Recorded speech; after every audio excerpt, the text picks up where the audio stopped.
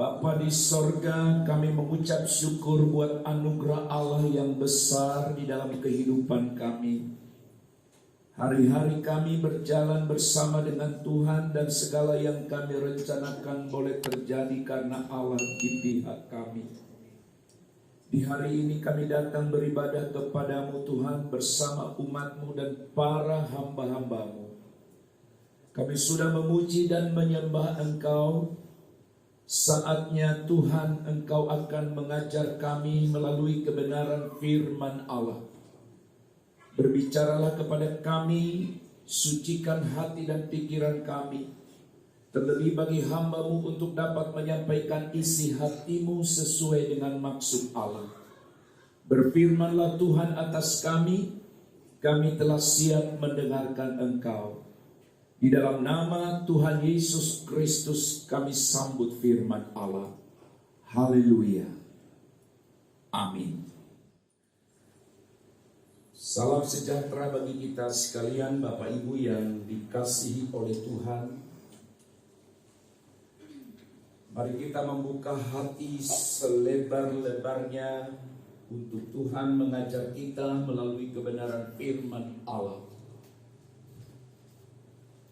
Bapak Ibu yang dikasihi oleh Tuhan,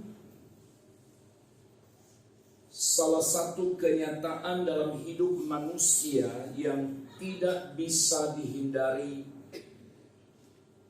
adalah apa yang disebut dengan kematian.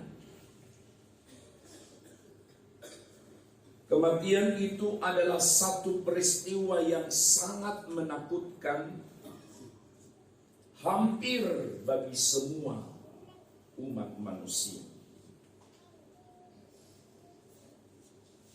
Kematian itu juga adalah sebuah misteri yang tidak bisa diketahui atau diprediksi kapan akan terjadi, tetapi pasti akan terjadi. Saudara sekalian, manusia dalam segala keterbatasannya tidak mempunyai kemampuan apapun untuk mencegah terjadinya kematian. Dengan kata lain, tidak ada seorang pun yang sanggup menghadangnya, yang sanggup menolaknya dan berkata, "Aku belum siap." Tidak seorang pun. Suatu kenyataan bahwa sakit penyakit, saudara-saudara yang dikasihi oleh Tuhan, bencana alam, faktor usia adalah penyebab kematian. Sekali lagi, sakit penyakit atau bencana,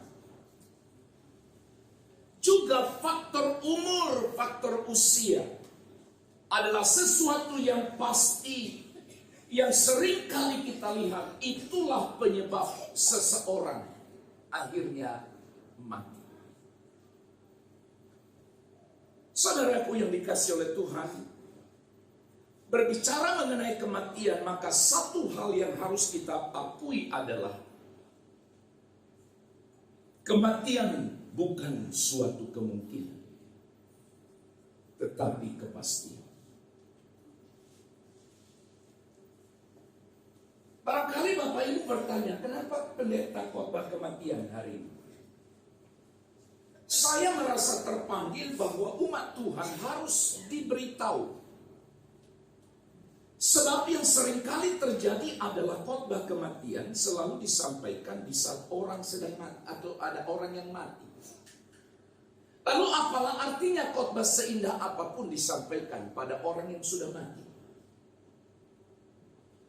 Sementara orang yang hidup menyaksikan orang yang mati itu disampaikan firman pun pikirannya sudah tidak ke situ. Baik itu keluarga dekat, tidak ke situ yang dipikirkannya. Keluarga jauh apalagi, dia ngobrol bisa tertawa-tertawa dan lain sebagainya. Maka saya merasa sebagai hamba Tuhan, sebelum seseorang menghadap kematian, maka harus tahu apa itu kematian. Suatu saat kita akan menghadapinya. Oleh sebab itu perlu persiapan diri untuk ke sana. Karena sekali lagi saudara-saudara, kematian itu bukan suatu kemungkinan. Kita tidak bisa berkata mungkin akan mati. Tidak. Yang benar adalah pasti akan mati. Kapan seseorang dinyatakan mati? Kapan seseorang itu dinyatakan mati? Ayub pasal 34 ayat 14 sampai 15 berkata demikian. Simak baik-baik. Jikalau ia berniat dalam hatinya menarik kembali rohnya dan napasnya, maka segala yang hidup binasa bersama-sama, dan manusia kembali kepada debu. Jika Allah berniat dalam hatinya, simak baik, menarik kembali rohnya dan napasnya. Saudara, dari ayat ini kita memahami bahwa hidup manusia itu sepenuhnya bergantung pada Allah. Makanya kalau ada manusia, siapapun dia yang mencoba menjauh dari Sang Pencipta, sekali lagi, mencoba menjauh dari Sang Pencipta atau tidak percaya kepada Sang Pencipta, sementara Dia Allah adalah yang pemilik roh dan napas. Dalam diri manusia itu Allah memberikan roh dan napas. Dan kalau ia berniat dalam hatinya, ia menarik rohnya, menarik napasnya dari manusia, dari makhluk hidup, maka manusia itu kembali kepada debu. Berarti kapan seseorang dinyatakan mati? Kalau roh Allah dan napas Allah tidak ada lagi pada orang. Mari kita dengan segala rendah hati di hadapan Allah belajar memahami beberapa kebenaran penting yang Alkitab nyatakan tentang atau perihal kematian. Yang pertama, saudaraku sekalian, kematian itu adalah kodrat manusia. Kematian itu adalah bagian dari kehidupan. Orang yang hidup pasti akan mati. Manusia yang diciptakan Allah pun akan mati. Dengan kata lain, sesuatu yang pasti terjadi. Kejadian pasal 3 ayat 19 bagian B, Alkitab berkata, saudara, sampai engkau kembali menjadi tanah, karena dari situlah engkau diambil, sebab engkau debu, engkau akan kembali menjadi debu. Ayat ini sedang mengajar kita, memberitahukan kita siapa manusia ini. Manusia sehebat apapun, saudara-saudara, dia tidak lebih dari sekumpulan debu. Manusia itu menjadi berarti karena Allah memberi roh dan nafasnya. Saudara-saudara, karena kutukan Allah atas alam, ini sebelum ayat ini hukum yang diberikan kepada manusia yang jatuh dalam dosa. Maka Adam dan Hawa akan menderita menderita jasmani. Alkitab berkata mereka harus bekerja membanting tulang, berjuang dengan susah payah, dan akhirnya mati, baik mereka maupun keturunannya. Baik Adam dan Hawa maupun keturunannya akan mati. Dengan perkataan lain bahwa manusia adalah makhluk yang akan mati, yang segera menuju ke liang kubur. Saudara sekalian, dosa telah membawa kematian masuk ke dalam dunia. Kalau kita boleh berandai, kalau saja Adam dan Hawa tidak berbuat dosa, maka manusia tidak akan pernah mati. Demikian kesaksian Roma pasal 5 ayat 12. Tetapi saudara-saudara, itu hanya sebuah andai, karena sudah terlanjur.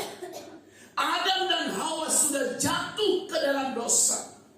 Maka akibat dosa yang dilakukan oleh manusia, Adam dan Hawa, maka kita harus berani berkata, kematian adalah kodrat manusia. Bagian hidup, bagian yang tak terpisahkan dari manusia itu, yaitu kematian. Yang kedua, saudara sekalian, kematian pasti akan dialami oleh semua orang.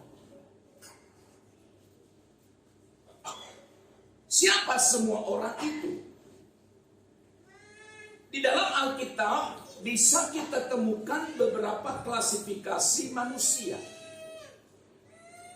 atau jenis atau kelompok manusia. Tapi semua kelompok itu mati juga. Yang pertama, sebutlah orang berhikmat dan orang bodoh. Pengkhotbah pasal 2 ayat yang ke-16. Sebab tidak ada kenangan yang kekal, baik bagi orang berhikmat maupun orang bodoh. Pada hari-hari yang akan datang semuanya sudah dilupakan. Kalimat terakhir.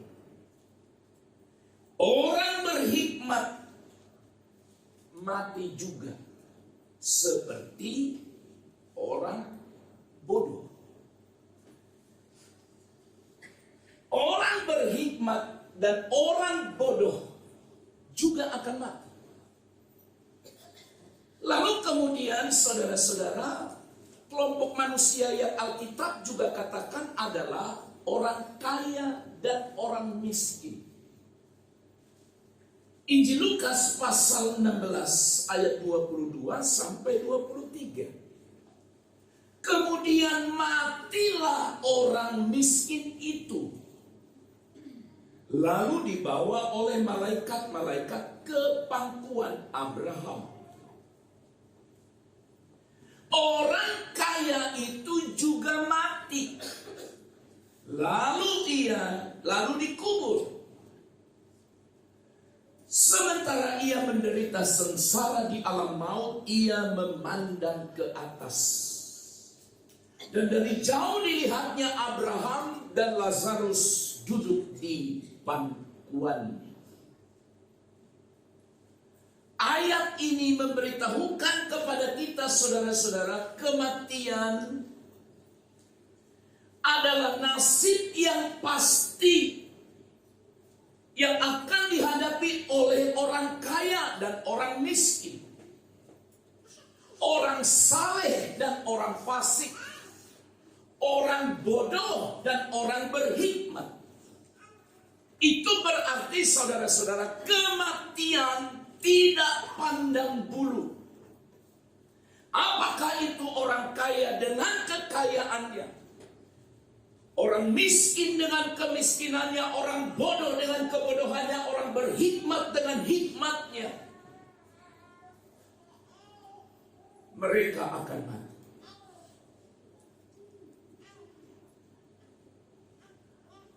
Saudara-saudara, kalau begitu mungkin kita berkata, apa bedanya saya percaya dan tidak percaya kepada Allah perihal kematian? Orang-orang percaya atau orang-orang kudusnya Allah yang mati, mereka mati supaya mereka bisa menyudahi duka cita dan masuk ke dalam sukacita. Amin. Ulang. Orang percaya mati supaya mereka mengakhiri atau menyudahi duka cita atau penderitaan, dan mereka masuk dalam sukacita di dalam Tuhan. Sedangkan orang-orang berdosa yang mati, orang-orang yang tidak percaya kepada Allah, mati juga. Tujuan mereka, kematian mereka adalah untuk mempertanggungjawabkan semua perbuatan mereka. Maka belajar dari kisah ini, saudara-saudara, penting sekali bagi kita untuk menyiapkan diri kita menghadapi kematian. Kisah yang dinyatakan dalam Injil Lukas tadi, saudara-saudara, pasal 16 ayat 22 sampai 23, adalah mengisahkan ada dua manusia, Lazarus yang miskin dan ada orang kaya. Lazarus yang sangat miskin itu pun dia harus mengemis setiap hari, meminta makan kepada orang kaya itu. Bahkan sampai dia berkata, remah-remah yang jatuh dari meja tuanku itu pun cukup untuk dia makan. Sementara orang yang kaya itu dalam kemewahan, dalam kekayaannya, Alkitab berkata, dia hidup dalam kemewahan, pakaian jubah ungu yang selalu dia kenakan. Tetapi saudara-saudara, orang miskin, sekalipun berat penderitaannya, sekali lagi dengar, orang miskin sekalipun dia harus menderita secara jasmani, tapi dia tetap membangun persekutuan dan membangun rohnya di hadapan Allah. Si orang kaya karena kekayaannya lupa. Dia merasa bahwa hidupnya bergantung kepada kekayaannya. Itu sebabnya dia tidak peduli dengan Sang Pencipta. Maka di ayat ini kita melihat bahwa baik orang miskin, orang miskin dan orang kaya mati. Tapi nasib mereka di kekekalan berbeda. Saudara-saudaraku yang terkasih dalam Kristus, semua orang pasti mati. Yang penting bagi kita hari ini, persiapkan diri. Entah kapan, tidak seorang pun yang tahu. Sebuah misteri kehidupan. Tetapi pasti, cari Tuhan sungguh-sungguh. Kalaupun Tuhan memanggil kita, didapatinya kita sedang hidup dalam persekutuan dengan Dia. Amin. Tidak dipanggilnya kita sedang berada di luar service area.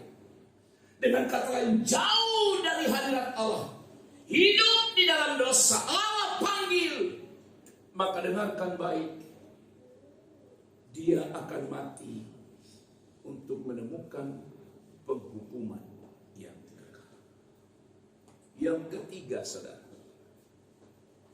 Kematian menunjukkan bahwa manusia itu lemah. Hidupnya singkat. Keterbatasan manusia di hadapan Allah itu disebabkan oleh karena dosa. Kuasa dosa telah membawa manusia kepada kematian dan keterpisahan atau terputusnya hubungan dengan Allah. Manusia itu lemah karena dari debu. Mazmur 90 ayat yang ke-10. Masa hidup kami 70 tahun. Jika kami kuat 80 tahun, dan kebanggaannya hanyalah kesukaran dan penderitaan. Iya, sungguh cepat kami melayang lenyap. Saudara, tidak perlu kita perdebatkan adanya orang hidup di atas 80, Pak. 90 bahkan ratusan, Pak. Saudara-saudara, mau hidup di atas 70-80. Tapi yang mau kita pahami bersama-sama hari ini, mengajarkan kepada kita betapa singkat dan lemahnya manusia. Penderitaan, ini yang tadi saya sebutkan salah satu faktor orang akan mati, faktor usia. Maka sesungguhnya kalau ada orang yang sudah tua, menurut saya harusnya dia makin merapat dengan Tuhan. Bukan yang muda makin jauh, bukan. Ada juga orang yang muda mati. Tapi itu belum sebuah kepastian. Artinya apa? Bukan dia mati bukan karena kemudaannya. Tapi ada orang mati karena faktor usia. Itu berarti tidak bisa dibantah karena usia semakin rentan.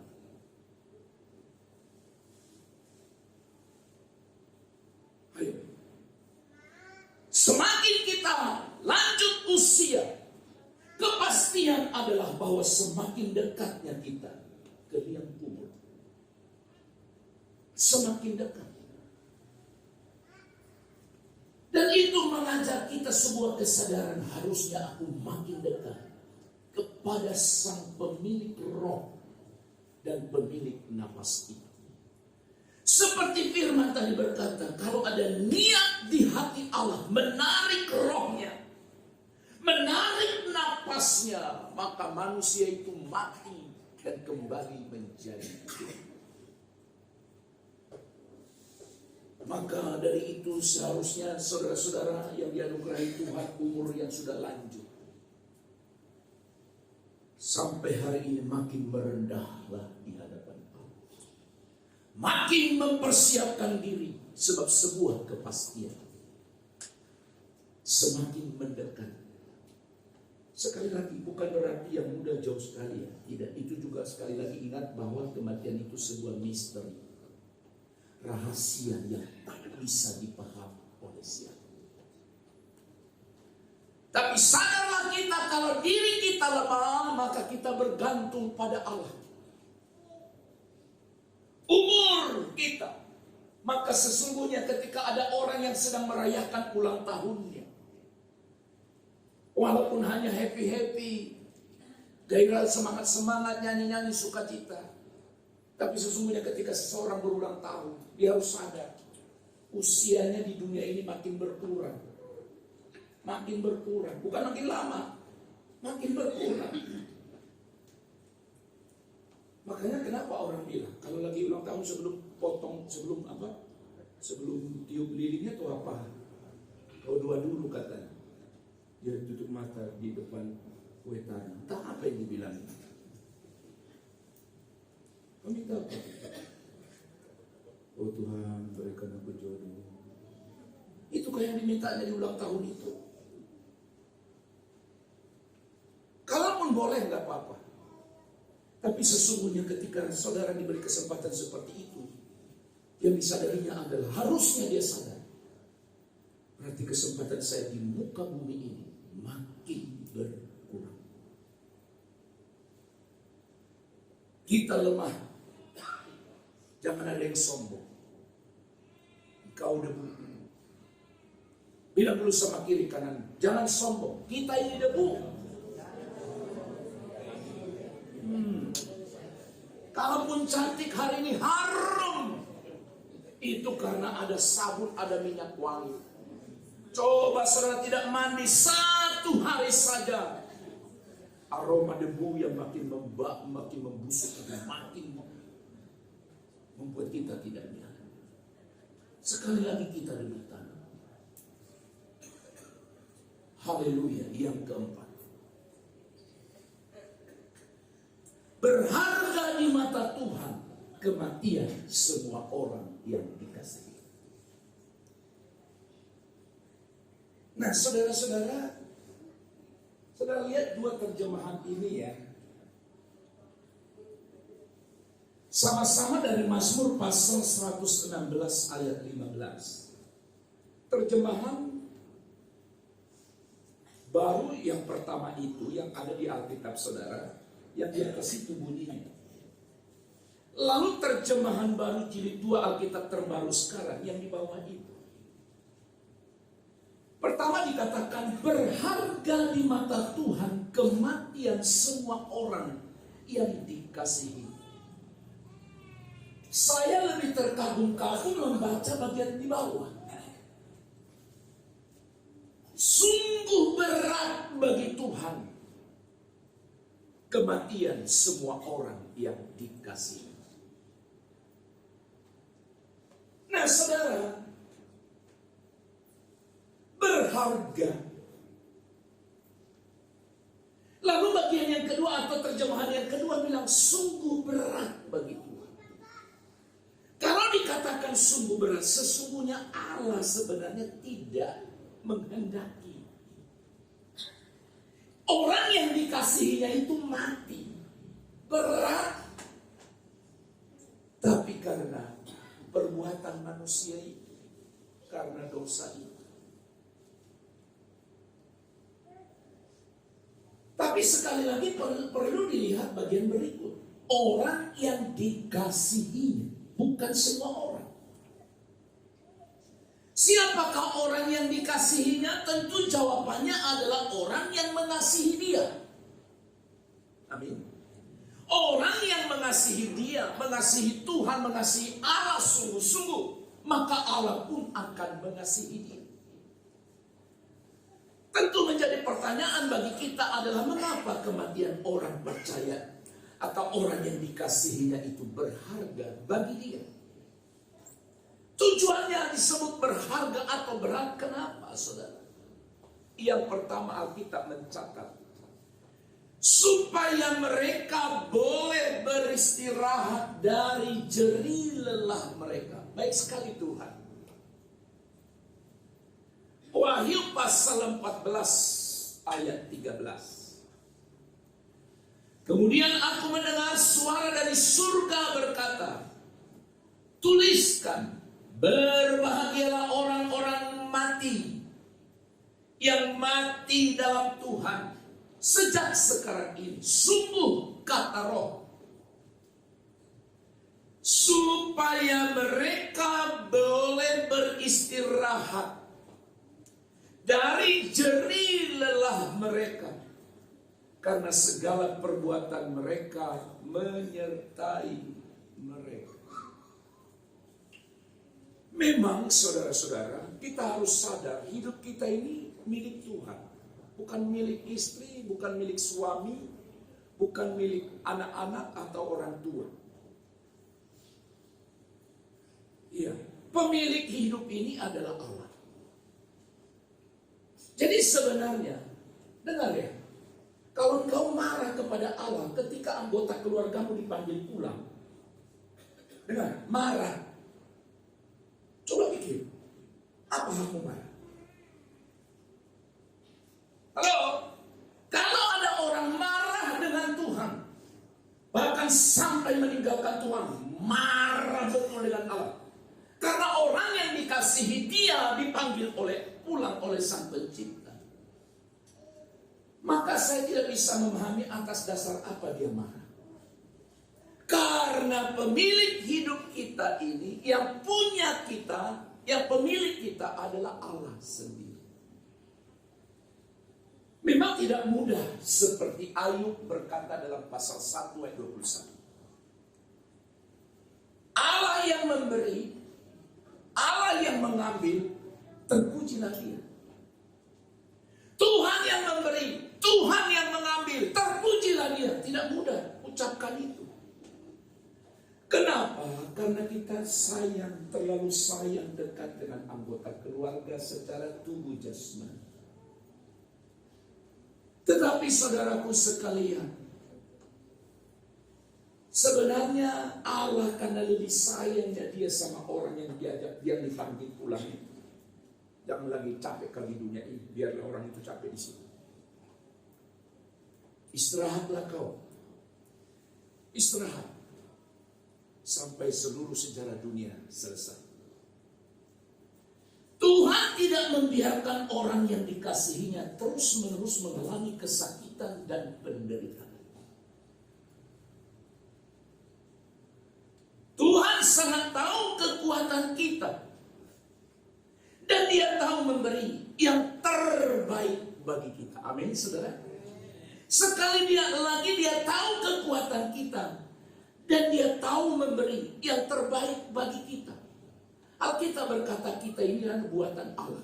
Made in God. Buatan Allah. Jadi dia yang tahu kekuatan kita. Dia yang tahu kelemahan kita. Dia yang tahu expire hidup kita. Kalau pakai istilah barat kita. Masa kekuatan kita. Allah tahu. Itu sebabnya tidak perlu kita pusing memikirkannya. Kenapa ada orang yang mati muda, setengah sampai tua renta baru mati? Kenapa? Itu semua ada dalam kedaulatan Allah, dalam pengetahuan Allah. Allah yang tahu karena dia pemiliknya. Allah tahu dia yang punya. Jadi saudaraku sekalian, kematian atau keterpisahan roh dari tubuh memberikan istirahat bagi kita untuk berhenti mengalami penderitaan fisik. Yang kedua, kabar baik. Kenapa berharga? Karena melalui kematian orang percaya berjumpa dengan Allah. 1 Tesalonika pasal 4 ayat 14. Karena jikalau kita percaya bahwa Yesus telah mati dan telah bangkit, maka kita percaya juga bahwa dengan perantaraan Yesus, Allah akan mengumpulkan bersama-sama dengan dia mereka yang telah meninggal. Orang percaya meninggal dalam Yesus akan dikumpulkan Allah bersama-sama dengan dia. Melalui kematian tubuh. Sekali lagi, melalui kematian tubuh jasmani, kita dapat berjumpa dengan Allah. Dan perjumpaan kita dengan Allah adalah memberi suatu kepastian akan adanya kehidupan kekal bagi kita. Kita kalau masih hidup bisa berjumpa dengan Allah. Tapi perjumpaan kita adalah perjumpaan dalam roh. Tapi kalau kita meninggalkan dunia ini melalui kematian tubuh, kita berjumpa dan dikumpulkan bersama-sama dengan Dia. Terakhir, kenapa berharga? Sesungguhnya Allah telah menyediakan tempat. Atau melalui kematian itu manusia akan menerima warisan. Suatu tempat yang disebut dengan Yerusalem baru. Yohanes pasal 4 ayat 2, di rumah Bapakku banyak tempat tinggal. Jika tidak demikian, tentu aku mengatakannya kepadamu. Sebab, perhatikan baik. Yesus berkata, aku pergi untuk menyediakan tempat bagimu. Menyediakan tempat bagimu. Itu mengajarkan kita bahwa kematian orang yang dikasihinya bukan menjadi akhir dari segala sesuatu. Sebab setelah kematian tubuh, maka ada juga yang disebut dengan kekekalan. kekekalan. Apakah itu kehidupan kekal atau sorga? Atau kematian kekal atau neraka? Bapak Ibu Saudara sekalian, kehidupan kekal akan dikumpulkan di salah satu tempat yang disebut oleh Alkitab Yerusalem Baru. Suatu tempat yang indah, tempat yang mewah, akan menjadi bagian dari orang-orang yang dikasihinya. Kita lihat Wahyu pasal 12 ayat yang kedua, firman Tuhan berkata demikian. Aku juga melihat kota yang kudus, Yerusalem yang baru, turun dari surga, dari Allah, yang berhias bagaikan pengantin perempuan yang berdandan untuk suaminya. Kita sering berkata dan sering mendengar atau menyanyikan lagu ini di saat ada orang mati. Oh Yerusalem, kota mulia, hatiku rindu ke sana. Sampai ke sana, jalur yang harus dilalui adalah kematian. Kalau saudara tidak mau mati, jangan nyanyikan lagu itu. Kalau saudara tidak siap dan tidak mau mati, walaupun tidak bisa dihalangi, tak usah nyanyi lagu itu. Lagu itu hanyalah bagi mereka yang berkata, kalau Tuhan panggil, haleluya. Kalau Tuhan masih memberi kesempatan, juga puji Tuhan. Oleh sebab itu saudara, apa tugas kita selama kita masih hidup? Filipi pasal 1 ayat 22, namun jika aku harus hidup di dunia ini, itu berarti bagiku bekerja, memberi uang. Jadi mana yang harus kupilih? Aku tidak tahu. Paulus berkata, jika aku harus hidup di dunia ini, bekerja memberi buah, artinya hidupnya berguna, hidupnya berdampak, hidupnya memuliakan Allah, dan hidupnya menjadi berkat bagi orang lain. Jadi kalau ada orang hidup hanya untuk dirinya sendiri, dia melanggar ketetapan ini. Hanya untuk menyenangkan dirinya sendiri. Tapi Paulus berkata, jika aku harus hidup, jika aku harus hidup. Jadi tugas kita selama hidup, mari kita bekerja. Bekerja memberi buah. Yang pertama, Tuhan dimuliakan, dan lewat pekerjaan kita, orang lain berkat. Kemudian, apa kata Petrus? 2 Petrus 1 ayat 13. Aku menganggap sebagai kewajibanku untuk tetap mengingatkan kamu akan semuanya itu selama aku belum menanggalkan kemah tubuhku ini. Kata mengingatkan itu berarti bagi Petrus, dia tetap sungguh-sungguh menjadikan dirinya menjadi berkat. Dengan kata lain, tetap setia melayani Allah. Tetap setia melayani Allah,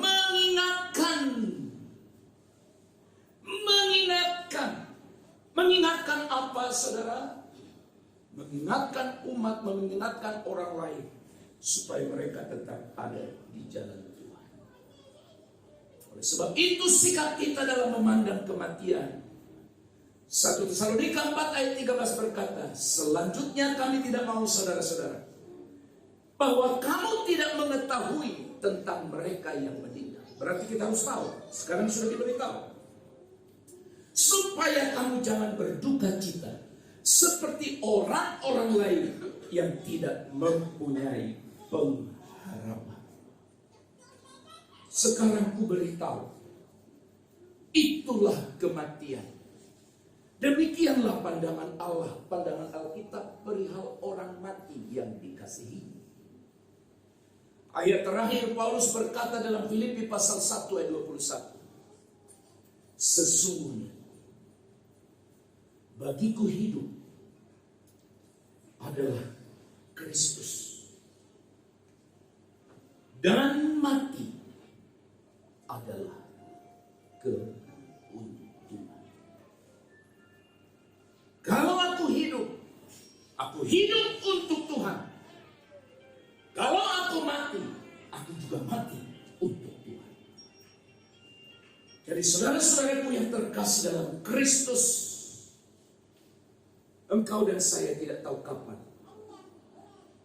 kita pulang ke rumah Bapa di sorga. Tidak tahu. Tapi dengan saudara kita harus siap. Kapan dipanggil? Bila namaku dipanggil, aku berkata, aku siap. Oleh sebab itu saudara, karena Allah yang punya roh dan nafas, biarlah kita merendahkan diri di hadapan Allah, mengasihi, mencari Tuhan sungguh-sungguh. Sebab kalau dia berniat mengambil rohnya dan nafasnya, maka kita akan mati dan menjadi debu.